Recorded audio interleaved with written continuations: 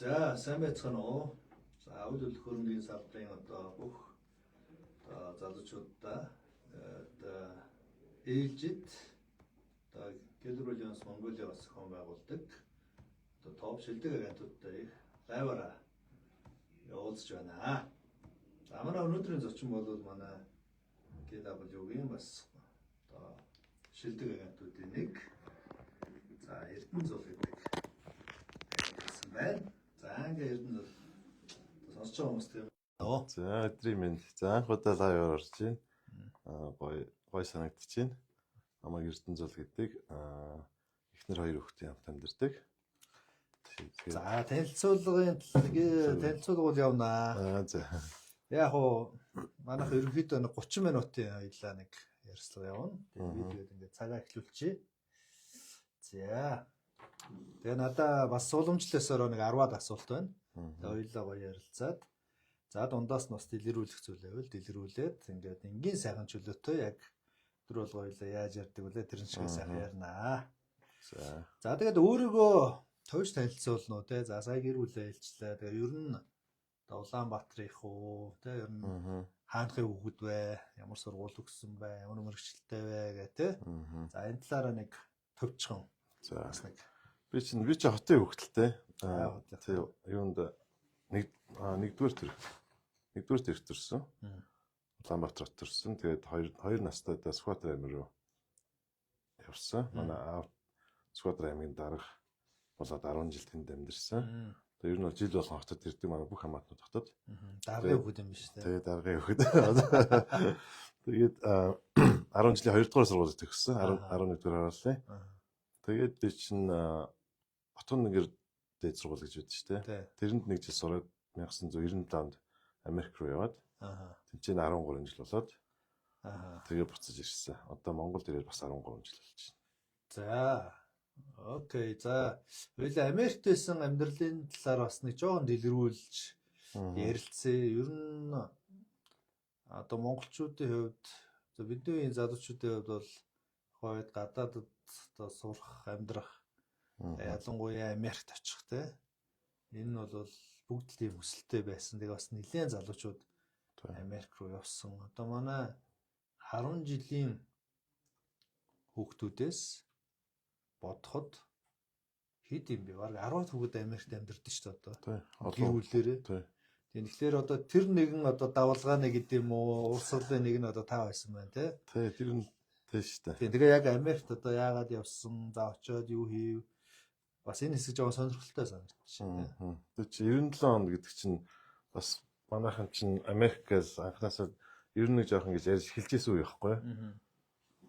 Тэгээд 97 онд би Америк руу Сан Франциско руу F1 буюу нөгөө сургалтын визэнд ороод тэгээд явчихсан.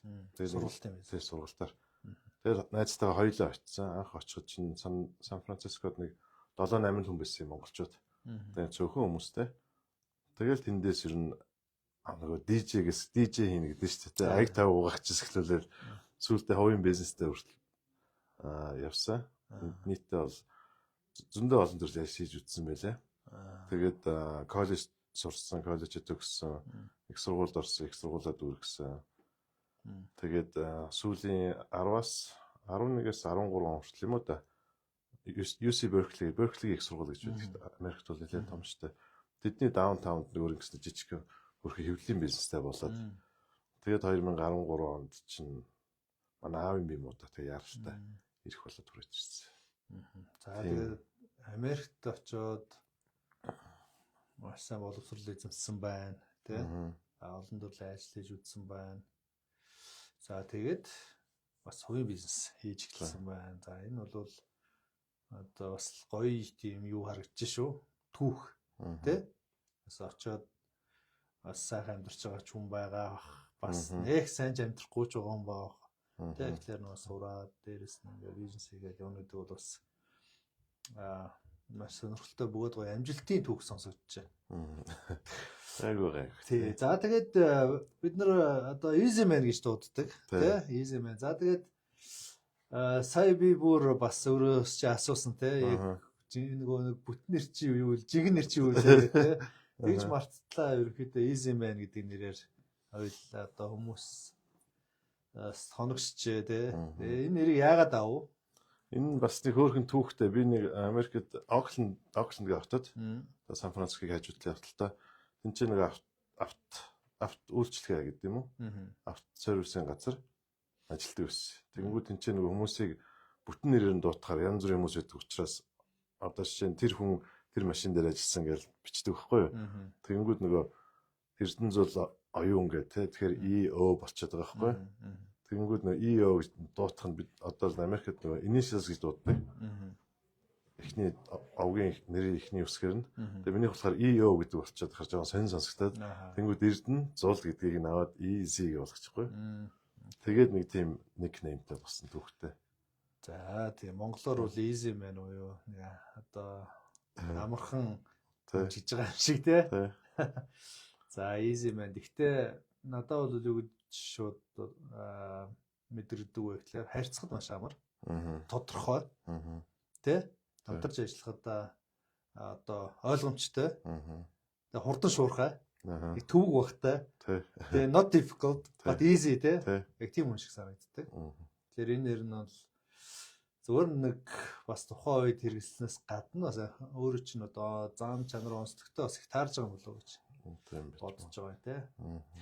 За одоо окей хоёлаа одоо үйл хөдлөлийнхээ салбар руу ярнаарай тий. За тэгээ 13 жил болоод Монголд ирсэн байна. За мэдээж бас олон зүйл хийсэн баг тий. Олон зүйлийг бас хийж байгаа байх. Ер нь үйл хөдлөлийн салбарыг хизээнэ сонирхсон. За тэгээ Keller Williams за ямар хөв заяагаар гэдэг юм уу тохиоллоор гэлөө орж ирсэн билээ 2023 он шиг санагдаж байна. 23 оны revision явж. Тэр бас сонирхол. Би чи ер нь бол борлуулалтын чиглэлээр бол нэлээд ажиллаж байсан л да. Америкт ч тэр Монголд ч тэр Монголд ирчээд би ч нөгөө брендинг хийдэг компанитай. Компаниудын брендинг хийж өгдөг байсан. Тэгээд тэр чинь бас борлуулалт байхгүй. Тийм шүү дээ. Тэгээд Америкт бол машин зарчаалаа.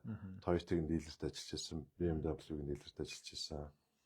Тэгэхээр чинь борлуулалтаар ер нь бол хамгийн одоо бизнесүүдийн хамгийн топ нь бол үйл хөдлөлийн борлуулалт байгаа юм байна л да. Өндөр үнийн дүнтэй, гой хүмүүстэй харьцдаг. Тэгээд ер нь бол үйл хөдлөлийн салбарыг сонирхдаг байсан, судалдаг байсан. Роберт Кийосаки, Дональд Трамп биднийг уншдаг, сонирхдаг. Америкт байхдаа тий. Тэгээд бас хэд хэдэн том сургалтуудад сууж үзчихсэн. Нөгөө хямдхан хаусыг аваад ремоделыг буцаага зардаг. Флиппинг гэж. Флиппинг тиймэрхүү refinance хийдэг ч юм уу эсвэл дампуурсан юм аваад ингэдэг ч юм уу тиймэрхүү зөндөө сургалтууд нэгэл алдаг хоног мөнгө төлөө сургал яваад идэг гэсэн. Тэгээ Монголд ирээд байж байгаа манай эхнэр хараа чи үйл хөдлөлийг сонирхооч гэд. Тэгээ энэ чинь Keller Williams гэх компани байна. Тэгээд надад линкийг явуулаад гэсэн чинь revision линк байсан байхгүй юу. Тэнгүүд нь би тэрийг үзэнгүүтээ тэгээ шууд угасаал хэл байгаа юм чинь сайт руу ороод компани судлаад үзсэн чинь айгүй гоё боломжийн тэгсэн мөртлөө миний нөгөө үнцэнтэй таардаг. Би чинь бас нөгөө мөнгийг бол яаж олж болно. Гэхдээ бас гоё үн шударгаар зөв мөнгө олох чинь гоё шүү дээ. Тэгээд тэр юмнууд нь таалагдаа. Тэгээ revision-д очиод мөнгөө төлж очиад суусан. Суугаад хүмүүс нь айгүй гоё эерийг айгүй гоё дулаан уур амьсгалтай.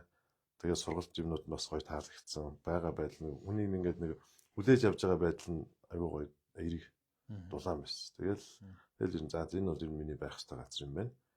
Тэгэл за орыг шийдсэн шүү дээ. За би бас санаж байна те 2023 оны revision те. За тэгээ revision гэдэг нь юу вэ гэхээр анхудаа сонсож байгаа хүмүүс байгаа бах. Манай Keller Williams Mongolia-гаас жил болгоны 6 сар зохион байгуулдаг Real Estate Vision буюу revision гэж тавьчихсан нэрээр хийдэг.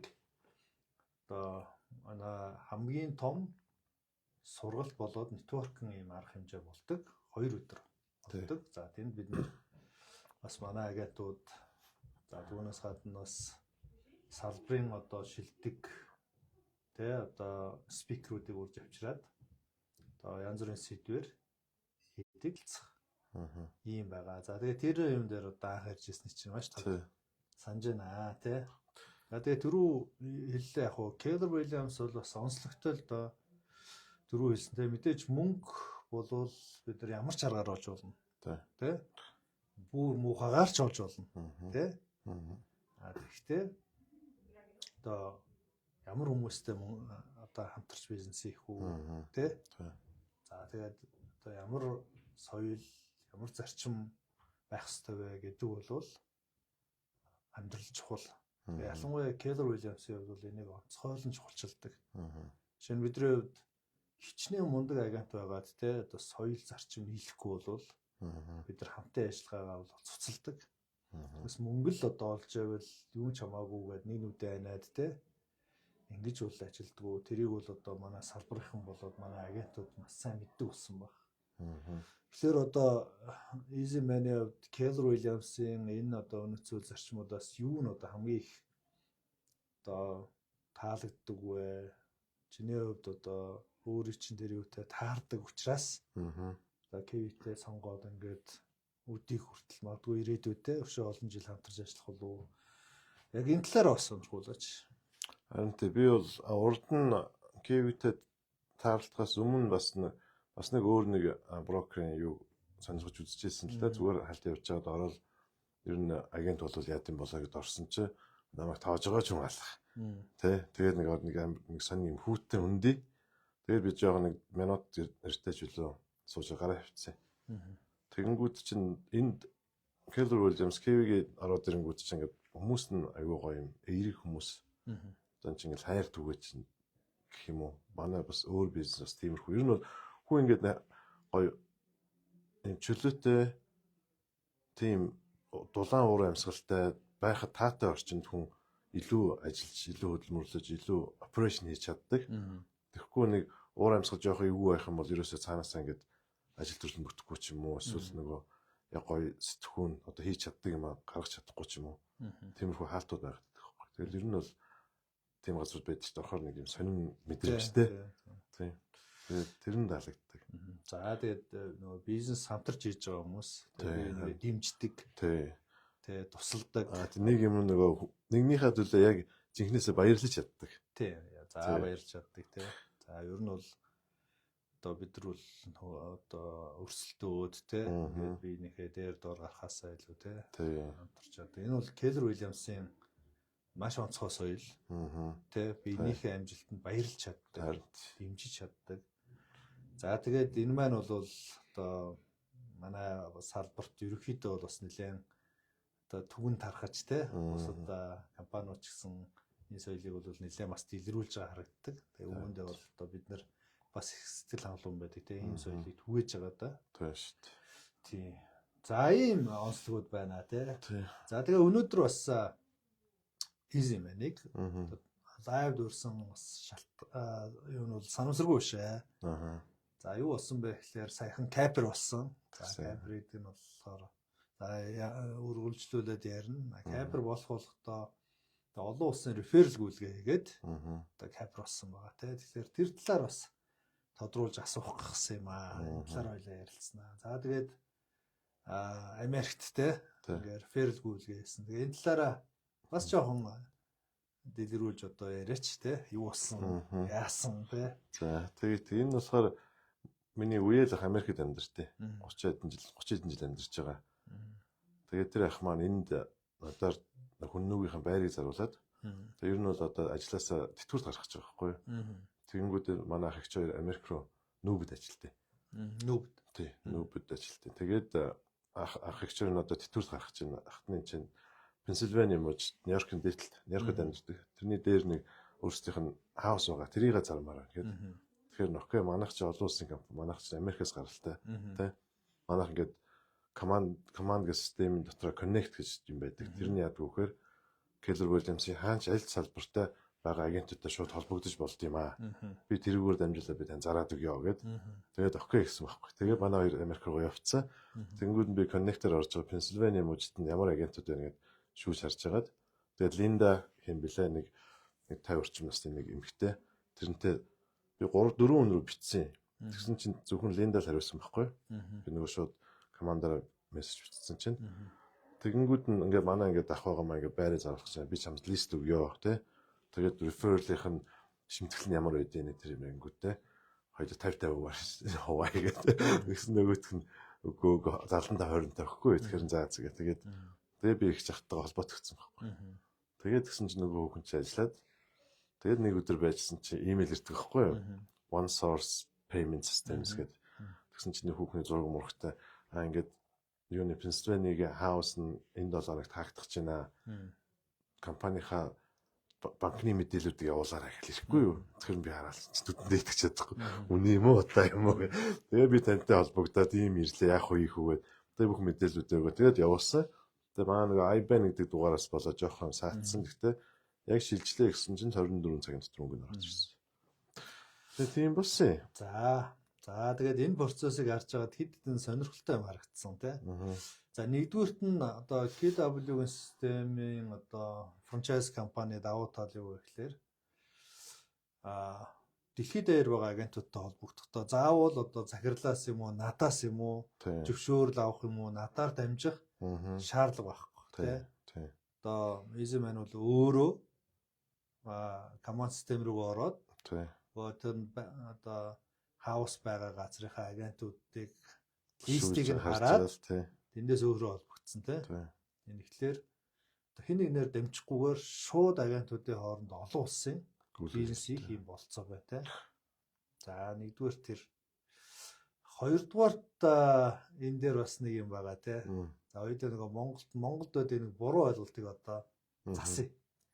Тэрний үг гэхээр нөгөө реферал гүйлгээ, хамтын гүйлгээ тий гэдгийн ялгаа тий. За энийг нэг тайлбарлаж өгөөч. Хамтын гүйлгээ гэдэг чинь болохоор хоёр агент, лист агент, байер агент тий. Хоёр агент байгаа шүү дээ. Хоёулаа ажлаа хамтарч хийх байхгүй юу? Тий. Одоо үзүүлэгч юм уу, хэлцэлтэй хамтдаа орох ч юм уу, нэг нэгнийгээ дэмжиж нөхөд явдаг. Тэр бол хамтын гүйлгээ. Referral гүйлгээ гэхээр манайхаа ингээ хамтын гүйлгээ referral гэж бодоод байдаг. Гэтэл referral чинь өөр. Одоо би нэг листтэй өөр агенттай өгөх ч юм уу, тий. Эсвэл би тэрэн дээр ажиллах боломжгүй зөвхөн тэр нөгөө байер талынхаа контактаа өгнө, байер талынхаа агентэнд бүх ажлаа хийх ч юм уу. Тэр нөхцөл би 50% комисшн авах боломжгүй байхгүй юу? Тэгэхээр яг тэр зарчмаар Америкт бол хийж ажилтсан юм билээ. Referral гэдэг нь би өөрийнхөө листийг Линдад өгсөн. Линда цаана байер агенттай хамт зарсан. Тэгээ өөрийнхөө комисснаас надад referral гээд 25% өгч байгаа. Тэр л юм билээ. За тэгээд энэ одоо буруу ойлголтыг цөмөөрөө ер нь залруулад олон улсын жишээ рүү явах нь мэдээ зүв бах тий. Та листтэй байгаад байер талаас өөр агент орж ирээд ингээ хамт ажиллаад энэ гүйлгийг хаавал энийг одоо англиар бол co-opt тий corporation гэж байгаа юм. Монголоор бол хамтын гүйлгээ гэж нэрлэнэ. За буюу энийг referral гүйлгээ гэдэг юм байна. Тий тэгдэг юм тий. За referral гүйлгээ гэдэг нь юу вэ гэхээр та өөрөө ажиллах болцоогүй тэр листтэй харилцагчаа өөр нэг агентэд өгөөд тэр агент нь яг өөр дөрөө листлээд ажиллаад ингээд гаргахыг referral гүйлгээ гэж байна тий. Тэгэхээр саяных бол яг сонгодог referral гүйлгээ байгаа тий. А Монголд бол байер хоёр агент нэг гүйлгээ гаргачвал дандаа referral гүйлгээ гэж ярьдаг. Тэгэхээр энэ бол буруу ойлголт шүү залуусаа. Тэгэхээр хэдүүлээ олон улсын жишээ рүүгээ л явах нь зөв бах тий. За ингээ та бол одоо их чухал ойлголтыг залруулах нэг амьд кейс болж болсон байна. Тэгээд түүнийгээ бас ингээд бас Монголынхаа агентуудаа тий ингээ ойлгуулах нь бас зөв. Бид одоо олон улсын тэр зөв нэр томьёо тий энэ жишээ рүү л явах хэрэгтэй гэж харж байгаа. За тэгээ хоёрдугаарт нь гуравт нь одоо миний нэг анзаарсан зүйл гэвэл тэр нөгөө зургууд байсан шүү дээ. Хаусны одоо зарагч хаусны зураг маш олон зураг байсан. 110 зураг байсан тийм. Тэгээ манай Монголд бол одоо дээдл нь хэд байд юм бэ? 10 хүрэхгүй шүү дээ. 10 хүрэхгүй тийм. Гэтэл ингээд 110 хэдэн маш мэрэгжлийн өндөр түвшинд авсан. 110 хэдэн зураг байсан тийм. Мэрэгжлийн зургууд байлаа л да. Тийм. Тэгэхээр тэрийг бас одоо яагаад ч одоо тэрийг бол би яагаад гэдэг юм. Тэр болохоор гадны агентууд ч өөрсдийн гэсэн тийм багч юм уу хамтарч ажилладаг тийм студиотууд байгаад байгаа байхгүй юу. Тэгэнгүүт тэр хүмүүстэй хэлээл за окей тэр лист дээр чи зураг аваарай гээл тэгэл явуулцдаг. Нөгөө хүмүүстэй мөнгө төлдөг. Нөгөө хүмүүс нь очиод бүх деталь бүгдийг авт юм бэл. Тэгээд тэнцээч нөгөө байршуулж байгаа сайтууд дээр нь бүх мэдээлүүд нь маш дэлгэрэнгүй. Хүн зүгээр ороод уншаал зургийг хараад ингээл яг за окей энэ л юм байна гэдэг тэр төсөөллийг бүр тултал нөгт юм бэл. Хаус нь ямар үнээр зарагдлаа? $390,000. $390,000 те дундаж хаус те.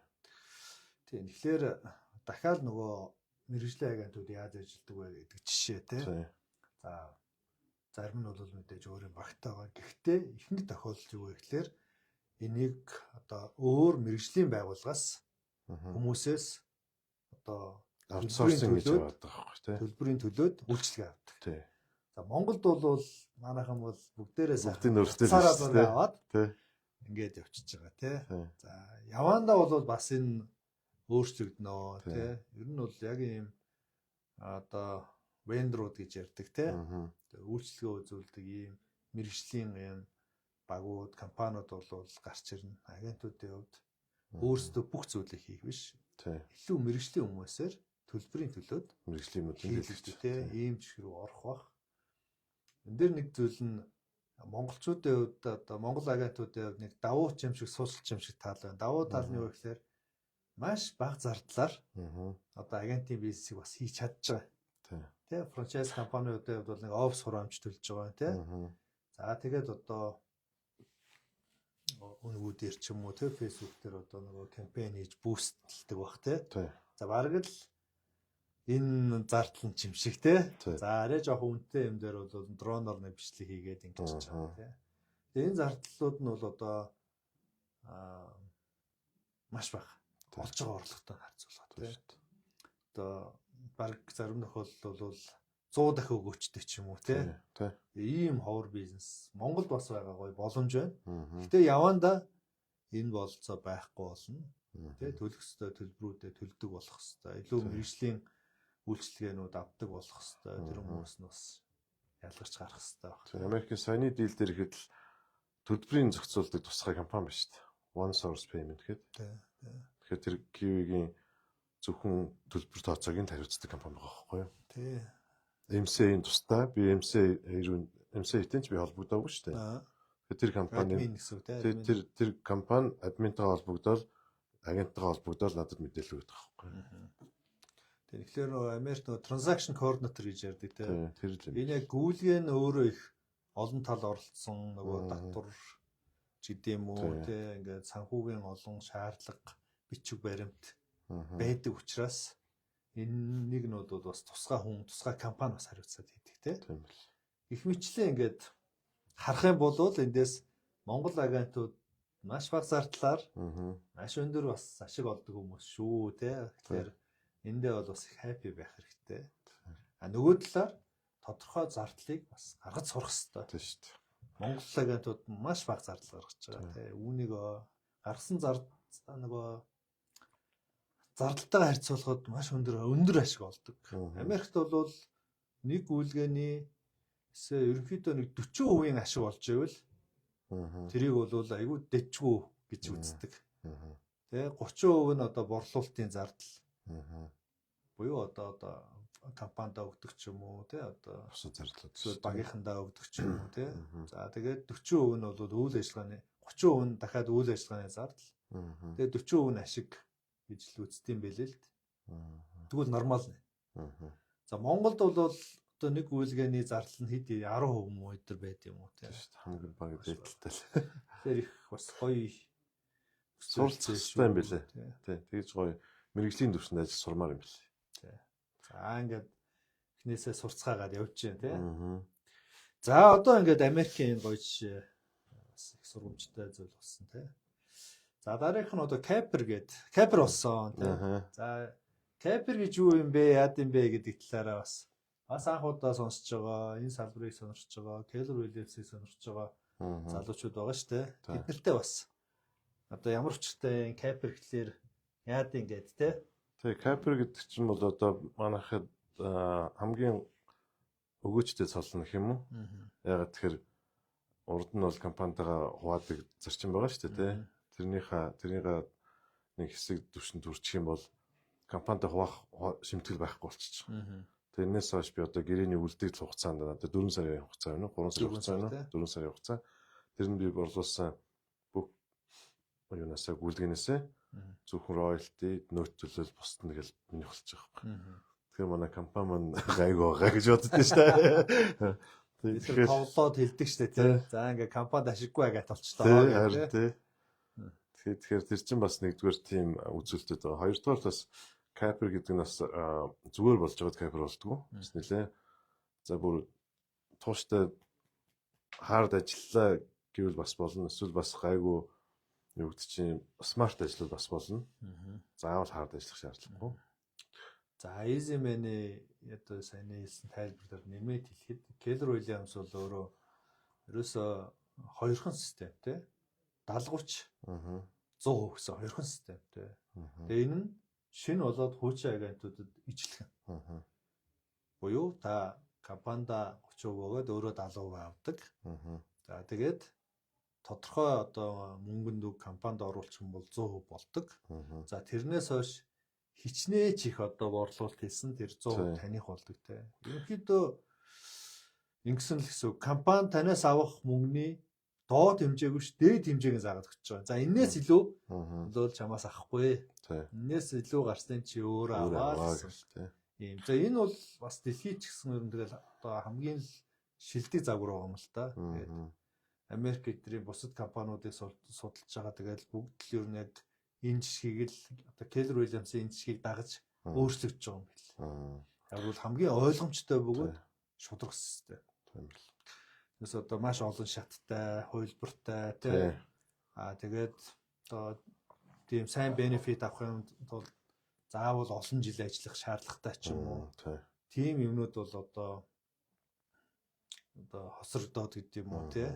Хүмүүс ойлгоод ерөөсөө ингээд шинэ хуучаа гэдэг ижлэхэн шалгууртай. Тэгээ үнэхээр сайн ажиллаж байвал тий. Дашин агент байсан ч гэсэн капер болоод явах болсон. Одоо манай чи шудраг байгаа. Тий анхны жил ажиллаж байгаа мөртлөө капер болсон залуучууд бол олон шүү дээ. Олон баг тий. За тэгээд зүгээр таны капер найр бол их сүртэй гоё болохоор байсан. Зүгээр яагаад капер найр ер нь хийдیں۔ Та яагаад хийж байгаа юм те? Тэгээ яаж хийх гэж байгаагүй зүгээр сонирхолчихгүй юу те? Тий. Капер найр гэдэг нь ер нь яг нөгөө бид нар чинь хамтын гүйлгээ гэж хийж байгаа шүү дээ. Тэ? Яг би бол ганцаархнаа бүх гүйлгийг хийгээгүй. Тэ хамтарч байгаа хүмүүс байна. Бас манай хамт олон байна. Тэгээ тийм болохоор бас нэг юм гоё цол авсан юм чинь бас бүгдээрээ нэг өдрийг гоё өнгөрөөе. Ярьж хөөрье. Иймэрхүү ивентүүд болохоор нөгөө бие бинийгаа сайн ойлгож эхэлдэг. Мэдэрдэг байхгүй. Одоо жишээ нь би нэг хүнтэй байн таарлтдаг гэж болно шүү дээ. Тэгээ ивентээр таарлтаад үгээрээ яриад үтсэн чинь гайгүй хүн байж магадгүй те. Дараа нь би тэр хамтын гүйлгээ гаж магадгүй. Тэ тэгэхээр энэчнээс нөгөө хүмүүс нөгөө бие бинийгаа таньж мэдэх бас нэг боломж болдог. Тэгжээж бас ирээдүйд бас гоё дийлэнх гарна л та. Тэгээ амжилтаа бас тэмдэглэх нөгөө талаас бас тий. Бас хамт олонтойгоо гоё илүү ойртон дотцох танилцсан гоё цаг те. За тэгээ капер KW-гийн капер найр бол маш өргөн дэлгэр болдог. Тэгээ муухан одоо 20 мас ч бараг илүү болчиход байдаг те. За тэгээд энэ 7 хоногт манай жаргал капрын найртай дараачийн 7 хоногт одоо Easyman капрын найртай те ингээд тэрний дараа revision гэдэг одоо зуны одоо эхлэл бол маш гоё болж байна гэж харж байна те. За одоо хоёуланд нь ер нь нэг бага хугацаа үлдсэн байна. Тэгээд хэдэн асуулт асууж байна те. Ер нь агентийн ажил хийхэд нэг стандарт 2 асуулт байдаг. Агентийн ажил хийхэд ер нь хамгийн хэцүү нь юу вэ? Хамгийн хэцүү нь үү? Цагаа менеж хийж явах хэцүү. Цагаа менежмент тий. Тэгээ ялангуяа таны хувьд өөр бас нэг 2 3 бизнес хийдэг шүү дээ. Тэгээ яаж энийг зохицуулж чадчихэ? Тэгэл ер нь 25 гэл. 25. Тий. Гэр бүлдээ 25. Гэр бүлдээ 25. Нэвлэлийн бизнес 25, эхнэрийнхээ бизнес 25, энэ чинь 25 гэж. Тэгэл дунд нь тэгэл гүйж тааралуудаа бүжиглэн шүү дээ. За тэгтээ сайн бүжиглж байна те. Бүжиглэл. 25-25-аар гүгээд байгаа мөртөө капер болоод. Тий.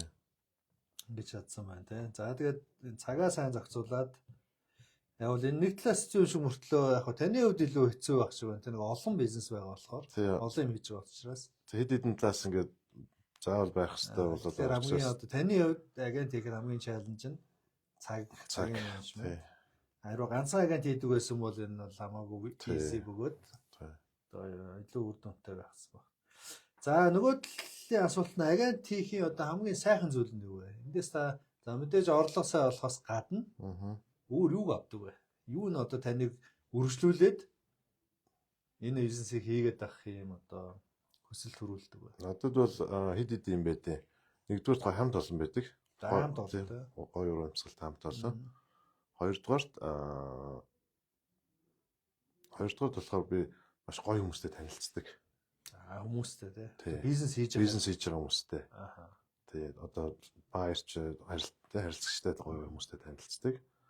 Тэгээд гуравт нь маш гоё мэдээллийн дунд байдаг. Мэдээлэл. Үйл хөдлөлийн тий ерөн салбарын эдийн засгийн, дэлхийн эдийн засаг, Монголын эдийн засаг бүх мэдээллүүдийг авдаг. Дээрээс нь маш гоё сургалт. Тий хүсвэл би хүссэн чиглэл рүүгээр ингээд эндээ сураад иж болж байгаа байхгүй. Өөрийгөө ахиулаад зөвхөн агент хийгээ зогсохгүй цаашаа явах ирээдүг хардаг байхгүй. За хоёулынгийн хугацаа дуусчихжээ. За тэгтээ арай дуусаагүй байна. Нэг 5 минут сунгад. Тий. Тиймэрхүү юмнууд бол дуртай гоё юмнууд бол тэр. Тэг мэдээж мөнгө нь байна.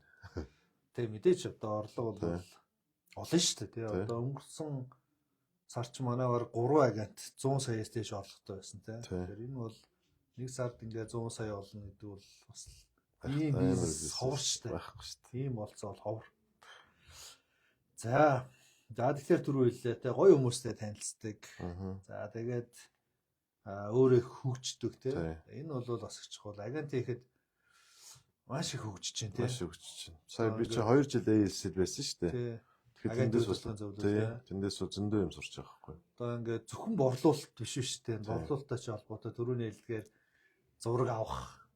За дрон те одоо манай Монгол агентууд бол бүгдийг баг өөрсдөө хийж дээ те. Дрон бичлэг. За одоо бүгдээрээ ингээд сошиал дээр идэвхтэй байх хэвээр шаардлага гарч байна. Бүгд ер нь тодорхой хэмжээнд инфлюенсер байх. Бараг шаардлага гарч штэ. За ийм байна. За тэгээд хууль, санхүү, тэ? Хэлцээр сэтгэл зүй гэл. Үнэхээр одоо хүнийг бол маш их шахаж хөгжүүлдэг тэ. За энэ бол сайхан өөрөө ингээ харахад их хөгжсөн байдаг. За ингээ сүүлийн асуулт руу оръё те. Таны одоо ирээдүйн зорилго юу вэ? Юу төлөвлөж байна? Юу бодож байна? Ирээдүйд яг хөө мэдээж хоёр хүүхдийнхаа ирээдүйн сургалт те амьдралын төлөө юм хийж байгаа. Тэгээд Kiwi компанитайгаа бол хамтдаа урт удаа явах гэж бодож байна. Ирээдүйдээ бас хөгжих бах те. Тий, тэгээд бас өөрөө хөрөнгө оруулагч болно. Тэн чинь өөрийнхөө юу гэдэг хүссэн офстай ч юм уу те одоо эхнэр бид тэр чи өөр бизнес бас хийдэг. Тэрэндээ ч юм уу эсвэл хөрөнгө оруулалтын шугамар юм авах ч юм уу түрээслүүлэх ч юм уу. Тэгээд өөрөө одоо чи нэг гоё юм би заавал энэ чи биеэрээ байх шаардлагагүй. Гадаадаас ч гэсэн дийл хийх боломжтой байгаа байхгүй. Тий, тиймэрхүү алсын харамд бол байгаа. Тодорхой одоо орлого болоод хөрөнгө оруулалтыг мэдээж тэрний нэг нь үйл хөдлөх хөрөнгө тий. За тэгэхээр нөгөө агент хүн бол насаар агент хийхгүй. За зарим нь бол насаар агент тий. Тэгээ олон хүний хувьд эндээс тодорхой хэмжээнд сайн ажиллаа орлого тэрийг үйл хөдлөх болгоо тий пассив инком болдог. За ийм болох бүрэн болцоотой. Тэгэхээр судалгаагаар ч гэсэн тийм байлаа. Хамгийн их одоо үйл хөдлөх хөрөнгө эзэмшдэг мэрэгжлийн хүмүүс гэсэн чинь өөрсдөө агентууд л байд юм байлээ тий. Яг бол мэдээлэл дунд байдаг учраас энэ бол айгүй сайн дийл гэдгийг олж хараад тодорхой хөрөнгөлтөй бол тэрийг ингээд бизнес болгож чаддаг гэсэн үг тий. Дээрээс нь бас Kiwi-гийн нөгөө карьер юмуд ба шүү дээ. Тийш явах карьер заавал би агентаа байгаад ахгүй. Хөрөнгө оруулагч нэг талдаа байж болно. Нөгөө талдаа би сургагч багш ч юм уу. Трейнер тий. Трейнер болоод ингээд цаашаа явж ивэл бас тэр нэг карьер байхгүй юу? Тэрийг бас хардаг. За тий Kiwi-гийн хувьд бол агентаас гадна тий одоо коуч байна тий. Одоо манай нөгөө шинэ агентийн productivity coach гэдэг бол одоо энэ систем нэвтрээд одоо ингээ 3 дахь жил рүү орж байна. Тэгээ энэ жилээс бид нар дахиад deal coach уу юу тий одоо том хэмжээний дийлүүд дээр одоо коуч хийдэг. Дахиад ийм коуч нар бэлдээд одоо ревишнэрээ зарлах гэж байна тий. За анхны Kiwi Mongolia-гийн одоо тренерүүдийг бас албан ёсоор ингээ бэлтгэдэг зарлах гэж байна тий. Ингээ харах юм бол одоо олон чиглэлээр гоё хөгжөөд бас компанида болоод бас нийгэмд тий хонь юм оруулах. Тэр хүмүүсийг сургаж бэлдэнэ гэдэг чинь өөрөө энэ салбарт оруулж байгаа хувь нэмэр байгаа байхгүй. Тэ? За ийм болцоо бол бас байна. За тэгээ миний ер нь бэлдсэн ингээ асуултууд бол дуусчлаа. Таны хувьд өөрт чи одоо бас энэ сонсож байгаа хүмүүс ер нь энийг хэлчихье да. Тэ? Ер нь хэлэндээ нэг лайв орохоор нэг энийг яриндаа гэж бодсон юм байвал одоо сүүлийн одоо асуултыг танд өөрчилүүлдэ. Тэг миний бодлоор бол ер нь лайв үзэж байгаа шинэ хүмүүс ч бай, тэ сонирхож байгаа хүмүүс ч бай. Ер нь бол үйл хөдлөлийн салбар руу эртгээ орсон дээр. Тийм тэгсэн мөртлөө яг хаана хинтээ яаж хамтарч ажиллах уу гэдгээ бас маш зөв сонгох хэрэгтэй. Тэгээд энэ бол богино хугацааны юу биш байхгүй, гүйлт биш байхгүй. Урт хугацаанд харах хэрэгтэй. 10 жил, 20 жил, 30 жилээр те. Ирээдүйд одоо би бол залуучуудыг хэлдэг. Одоо 20 дэд залуучууд болооч. Үгүй ороод ирээ. Орчооч 10 жилийн дараа супер болно. Тэ. Тэгэхэд бол цаашаа гой ирээдүй байгаа байхгүй. Би бол тэгж тийм л одоо дүүнер мөрөөр тийм л юм хэлдэг шүү дээ. Эртхэн орсон дээр зөв компанитайгаа нийлсэн дээр зарим хүмүүс юу гэдэг би өөрийнхөө тусдаа компани толгойн өвчин байхгүй юу. Тэрнээс энэ чинь шудраг гоё компанид ороод авах юм аваад ингээл явцсан хамаагүй амар. За. Дээр нэмээд хэлхий те. Би ч одоо бас энийг ашиглаад ингээл бас нөгөө нэмэлт мэдээлэл сонсож байгаа хүмүүстээ өгөөд байдаг те. Саяны хэлээр нөгөө маш сайн хөгждөг те. Тэгэхээр Keller Williams өөрөө ер нь хүний хөгжлийн компани гэж ярьдаг. Хүний хөгжүүлдэг те. Тэгээд үнэхээр ингээд нэг энэ салбарт орж ирээд ялангуяа KW-д орж ирээд нэг 3 4 жил болцсон байхад бол цаашаа тэр хүн одоо ямар ч газар очиод ажилласан, бизнес хийсэн маш сайн бэлтгэдэг. Маш сайн хөгжих болцсон. Энэ өөр агентийн бизнес чих олон чадвар шаарддаг. Нөгөө талаас KW ч их сайн сургаж өгдөг тийм. Тийм учраас одоо залуучууд гоё орж ирээд энэ сураад тийм ингээд явах болно. Тэгээ ер нь явж энэ зуучлал гэдэг зүйл чинь яг мэрэгжлийн байж чадвал бүх салбарт хэрэгтэй. Тийм шүү дээ. Бүхэл юм зууч шүү дээ. Бүхэл юм зууч тийм. Одоо энэ улс төр төртөл одоо албан ёсны юу вэ шүү дээ. Олон улсын одоо албан ёсны лобби бүлэгч гэдэг юм уу тийм. Ингээд эдгээр ч бүгдээрээ л ер нь зуучлал шүү дээ. Энийг ингээд яг ёс зүйтэй зөв хийх юм бол бүх зүйл хэрэгтэй байхгүй тийм.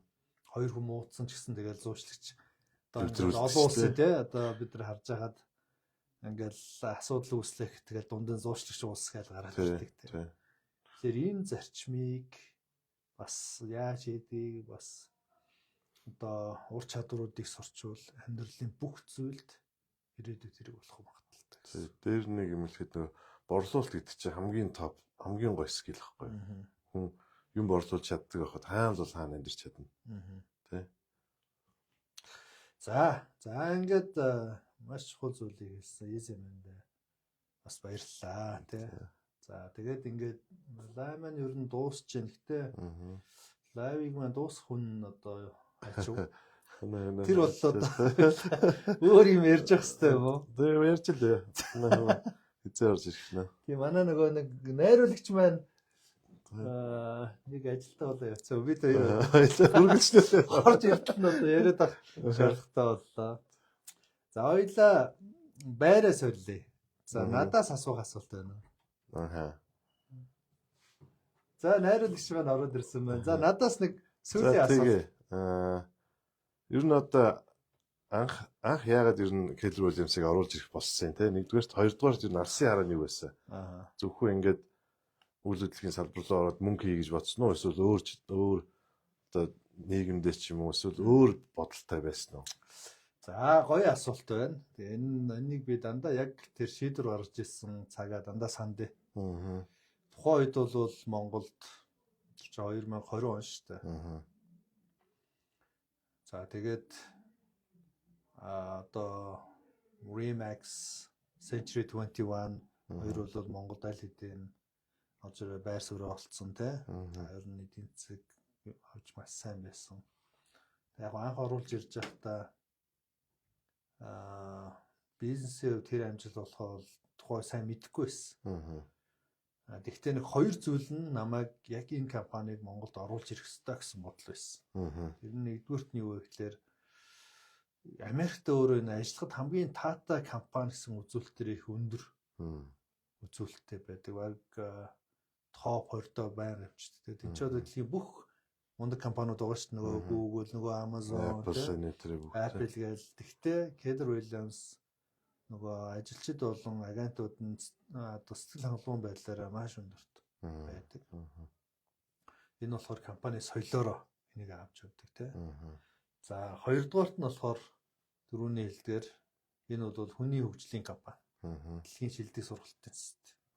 Тэгээ энэ хоёрыг би хараад за энэ компани бол Монголд хэрэгтэй гэдэг итгэл маш хүчтэй төрсөн учраас за ямар ч гэсэн ингээд Монголд эхлүүлэхээр ингээд зориглоё гэсэн бодолд орчихсон. Энэ хоёр байхгүйсэн бол бас мэдгүй. Яг тэгвэл би ч яг 2020 онд Америкт очиод одоо энэ KW удирдлагуудаа уулзаад ирэх гэсэн чинь нөгөө ковид гараад Монгол хилээ хаагаад те ер нь дэлхийд даяараа бизнес таг загсалтанд ороо те. Тэгээ энэ үед бол шинэ бизнес эхлүүлнэ гэдэг бол миний хувьд одоо амжилт төрөх магадлал маш бага харагдчихсан. Гэхдээ саяны хоёр одоо компани соёл ажиллахад таатай байдал тэгээд дэлхийн шилдэг сургалтын системгүй энэ хоёрыг хараад за ер нь бол юуны хийх ёстой байна. Монголд энэ компанийг байгуулж чадвал Монгол хэрэгтэй, Монголын залуучууд хэрэгтэй гэсэн. Яг ийм итгэл маш хүчтэй байсан учраас тэгэл зориглохоор шийдсэн. За зориг гаргаад ийм гоё компани оруулж ирсэн баярлалаа. Олон хүмүүст гоё боломж олгож байгаад баярлалаа. За тэгээ Easy-Man-ийн хувьд ч гэсэн ингээ Кевиг сонгоод орж ирсэнд баярлалаа. Тэгээд бас Кевидтэй хайртай те бас хүмүүст хайртай гоё соёлтой ийм залуу байгаа. Тэгээд одоо олон жил хамтдаа ингээд win-win те тэрчмаар бизнесийнэ гэж найдаж байна. За тэгээд цаашдын бизнест амжилт хүсье. Тэгээд Кабер нараар уулзъя. За баярлалаа. За тэгээд лайв маань ингээд дуусч байна. Тэгээд бидний анхааран сонссон та бүхэндээ баярлалаа. Тэгээд бүгдэнд нь амжилт хүсье. Баярлалаа.